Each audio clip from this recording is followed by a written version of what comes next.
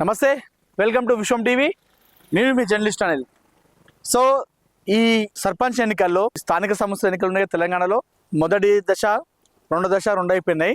మూడో దశకు ఇంకా 2 రోజులు మాత్రం మిగిలి ఉంది. ఇప్పుడు మూడో దశ పైన అందరు దృష్టి పెట్టారు. అధికారులు, పోలీసులు, ఎలక్షన్ అధికారులు, అభ్యర్థులు, ఇండిపెండెంట్లు, పార్టీలు, నాయకులు అందరూ కూడా మూడో దశ పైన వాళ్ళు దృష్టి పెట్టారు. అయితే నేను ఇప్పుడు ఈ మొదటి దశ, రెండో దశ ఈ సర్పంచ్ ఎన్నికల ఫలితాలు బేస్ చేసుకొని మాట్లాడతాను. ఈ 2 దశ ఎన్నికల ఫలితాలు చూస్తుంటే బీసీల రాజ్యం వచ్చిందా అంటే అవుననే సంకేతాలు మనకి ఈ 2 దశలో, అంటే మొదటి దశ, 2 దశ ఎన్నికల ఫలితాలు, సర్పంచ్ ఎన్నికల ఫలితాలు చూసిన తర్వాత నాకు అర్థమైపోయింది. ఎందుకంటే తెలంగాణలోని చాలా గ్రామ పంచాయతీల్లో జరిగినటువంటి ఈ సర్పంచ్ ఎన్నికల్లో బీసీలు విజయ డంక ఎగరవేశారు, ఘన విజయం సాధించారు చాలా మంది పైన. ఏదైతే ఈ మధ్య కాలంలో తెలంగాణలో మనకు ప్రధానంగా వినిపిస్తున్నటువంటి సబ్జెక్ట్ ఏదైనా ఉందంటే అది బీసీలకు 42% రిజర్వేషన్. సో కాంగ్రెస్ పార్టీ బీసీలకు 42% రిజర్వేషన్ పైన వాళ్ళు ఒక జియో అమలు చేస్తే అది సుప్రీంకోర్టు, హైకోర్టులో కాంగ్రెస్ ప్రభుత్వానికి, కాంగ్రెస్ సర్కార్కి అది కాస్త ఎదురు దెబ్బ తగిలింది.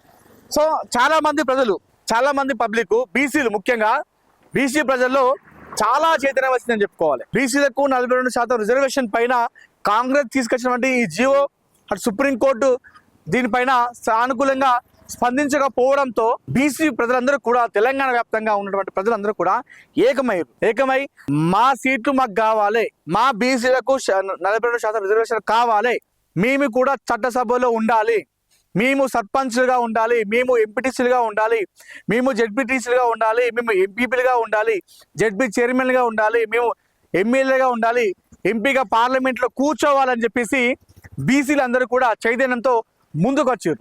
అయితే ఇది వచ్చినటువంటి షార్ట్ టైంలో బీసీ రిజర్వేషన్తోనే స్థానిక సంస్థల ఎన్నికలకు వచ్చింది తెలంగాణ ప్రభుత్వం, ఈ నోటిఫికేషన్ ఇచ్చింది. సో తర్వాత సుప్రీంకోర్టు, హైకోర్టు నుండి కాస్త ఎదురు దెబ్బ తగిలిన తర్వాత మామూలుగానే గతంలో ఉన్నటువంటి రిజర్వేషన్ ప్రకారమే తెలంగాణ ప్రభుత్వం, తెలంగాణ సర్కార్, తెలంగాణ రాష్ట్రంలో స్థానిక సంస్థల ఎన్నికలు నిర్వహిస్తూ ఉంది. అయితే అది ప్రభుత్వం మరి ఇచ్చిన జీవో, అది సుప్రీంకోర్టు నిర్ణయం ఓకే చెప్పలేదు, అది ఓకే కాలేని కోపమా, లేదంటే మాకు నిజంగా అన్యాయం జరిగింది, మా సీట్లు మాకు కావాలి, మా బీసీలలో మేము గెలిపించుకోవాలనే ఉద్దేశంతో బీసీ ప్రజలు తీర్పిచ్చారా అనేది పక్కన పెడితే ఈ 2 దశల సర్పంచ్ ఎన్నికల్లో బీసీలు అగ్రవర్ణాల పైన, ఎవరైతే చాలా ఊళ్ళల్లో జెండర్ వచ్చింది, ఆ జెండర్ వచ్చిన స్థానాల్లో చాలా మంది కూడా మనకు ఎక్కువ అగ్రవర్ణాల వాళ్ళు పోటీ చేస్తూ ఉంటారు. మామూలుగా జెండర్ వస్తే చాలా మంది అగ్రవర్ణాల వాళ్ళు ఎక్కువ మధ్య పోటీ ఉంటుంది చాలా గ్రామ పంచాయతీలు. ఇది ఇప్పుడు కాదు,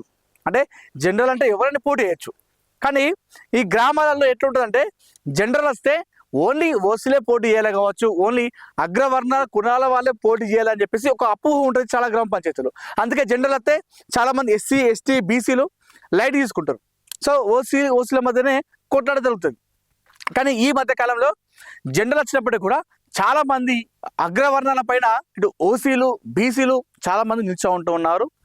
వాళ్ళు కొంత దగ్గర గెలుస్తూ ఉంటారు, కొంతమంది ఓడిపోతూ ఉంటారు. అయితే ఈ మధ్య కాలంలో ఈ స్థానిక సంస్థల ఎన్నికల్లో ఈ బీసీ రిజర్వేషన్ 42% వచ్చిన తర్వాత ప్రస్తుతం అయితే చాలా గ్రామ పంచాయతీలో జనరల్ బీసీలు నిల్చున్న స్థానాల్లో ఎక్కువ శాతం గెలిచి తమ ఐక్యతను చాటి చెప్పారని చెప్పుకోవాలి. బీసీ రిజర్వేషన్, అదేవిధంగా బీసీలకు 42% రిజర్వేషన్, ఆ బీసీల ఐక్యత అనేది చూపించారని చెప్పుకోవాలి. ఎందుకంటే ఏ ఊర్లో చూసినా కూడా ఒక అభ్యర్థి నిల్చుంటే తమ గెలుపును డిసైడ్ చేసేటువంటి ఓట్లు ఏమైనా ఉన్నాయంటే అవి బీసీలవే. సో గ్రామాలలో బీసీల ఓట్లు అన్నీ ఉంటాయి.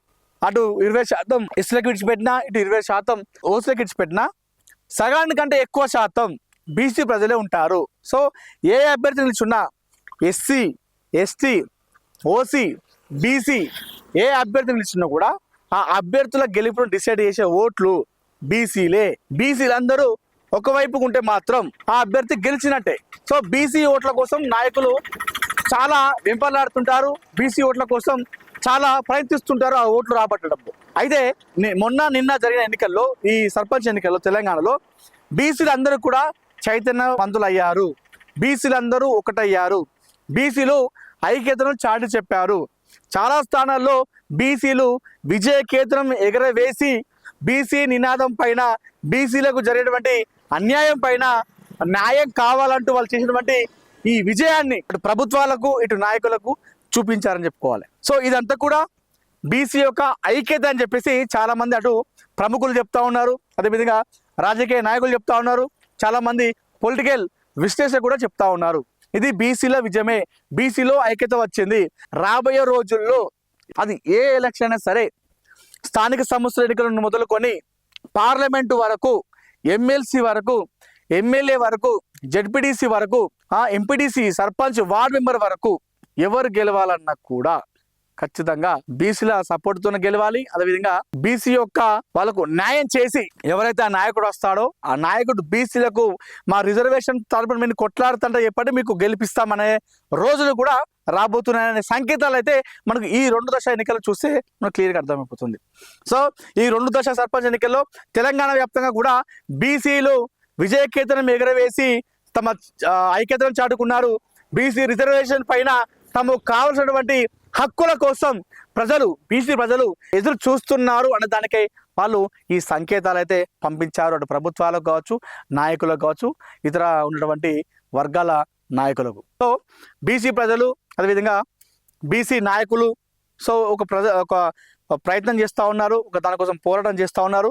రాబోయే రోజుల్లో బీసీలకు గనక వాళ్ళు అనుకున్నటువంటి ఏ రకంగా వాళ్ళు కొట్లాడుతున్నారో, దేనికోసం అయితే వాళ్ళు కొట్లాడుతున్నారో ఆ రిజర్వేషన్ కనుక ఇవ్వకుండా మాత్రం నాయకులు పార్టీలు ముందుకొచ్చి పోతే మాత్రం బీసీ ప్రజలు రానున్న రోజుల్లో ఆ పార్టీలకు కావచ్చు, ఆ నాయకులకు బుద్ధి చెప్పేటువంటి అవకాశం అయితే కనిపించేటట్టుగైతే మనకు కనిపిస్తూ ఉంది ఈ పరిస్థితులు చూస్తూ ఉంటే. కెమెరా పర్సన్ చొప్ప ప్రవీణ్తో అనిల్, విశ్వం టీవీ, హైదరాబాద్ నుండి.